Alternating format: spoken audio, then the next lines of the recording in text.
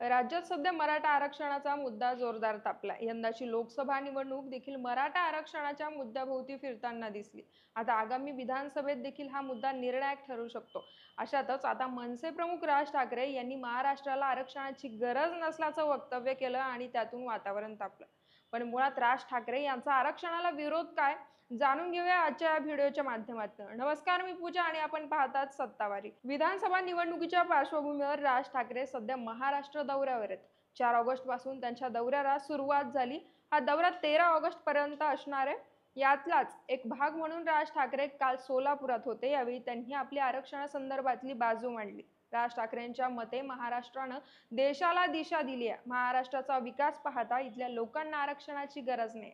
बाहेरच्या राज्यातील मुलं आपल्याकडे येतात, शिक्षण घेतात, त्यांना नोकरी मिळते. आपल्या मुलांना नोकरी मिळत नाही हे बरोबर नाही. भूमिपुत्रांना नोकऱ्या मिळाल्या पाहिजेत. शिवाय मराठा समाजाची माथी भडकवण्याचं काम सुरू आहे, असं देखील राज ठाकरे म्हणाले होते. त्यांच्या या वक्तव्यानंतर मराठा आंदोलक आक्रमक झाले. त्यांनी राज ठाकरे थांबलेल्या हॉटेल परिसरात गोंधळ घालत घोषणाबाजी केली. राज ठाकरे यांनी मराठा आरक्षणाबाबत भूमिका जाहीर करावी अशी मागणी मराठा कार्यकर्त्यांनी केली. यासाठी कार्यकर्त्यांनी हॉटेलमध्ये ठिय्या मांडला होता.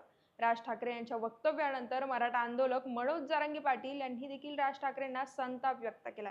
लोकांचे डोके कोण भडकवतंय असा प्रश्न जरांगे यांनी केला होता.